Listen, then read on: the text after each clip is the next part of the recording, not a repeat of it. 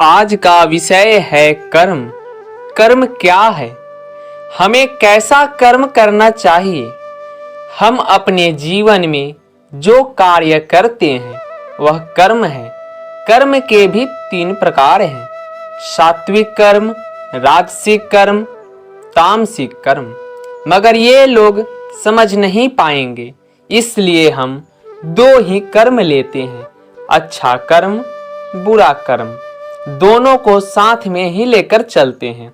तो हमें ऐसा कार्य नहीं करना चाहिए जिससे दूसरे व्यक्तियों को कष्ट हो, दुख हो, हानि हो, क्योंकि ऐसा करना हमारे लिए अच्छा नहीं है। ये बुरे कर्म हैं, क्योंकि हम जैसा कर्तव्य दूसरों के साथ करेंगे वैसा ही हमारे साथ कोई और करेगा। आपके पिछले जन्मों के अच्छे कर्मों के कारण इस जन्म में भी मनुष्य में जन्म मिला है। तो आपका कर्तव्य है इस जीवन काल में आप अच्छा कर्म ही करें। और जहाँ तक बात है तो जीवन मिलना ही भाग्य की बात है, और आपका कर्म ही मृत्यु के बाद भी लोगों के दिलों में जीवित रहता है। और मृत्यु होना तो तय है। आप कहेंगे कितना भाषण दे रहे हो, तो मेरी एक बात ध्यान से सुनिए।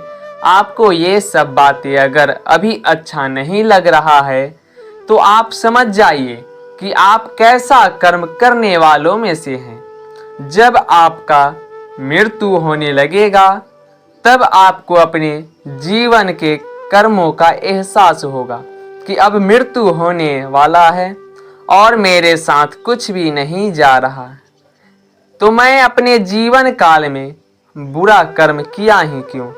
तो क्यों न इस जीवन काल में अच्छा कर्म किया जाए, वही आपके साथ जाएगा। धन संपत्ति, राजपाट, घर द्वार, गाड़ी घोड़ा, सगे संबंधी सब यहीं रह जाएगा, आपके संग कुछ नहीं जाएगा। तो क्यों आप मोह माया से ग्रस्त होकर अन्याय करते जा रहे हैं? आप में से कोई एक ऐसा इंसान जो धन संपत्ति से मृत्यु खरीद सकता है या रोक सकता है? इस पृथ्वी जगत में कोई भी रुपया पैसा से मृत्यु को रोक या खरीद नहीं सकता। लेकिन एक उपाय है जीवित रहने का। आप कहेंगे ये हमें मूर्ख समझ रहा है। ऐसा नहीं है। आप मेरी बातों को ध्यान से सुने।